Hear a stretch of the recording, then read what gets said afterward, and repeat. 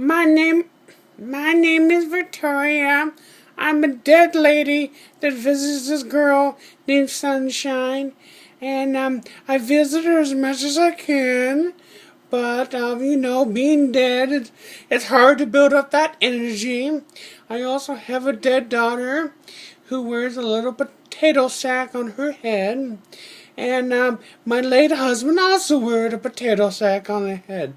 He kind of looked like the fat version of Tall Man, who kind of looks like Dr. Octopus. And I wear the same coat every single day.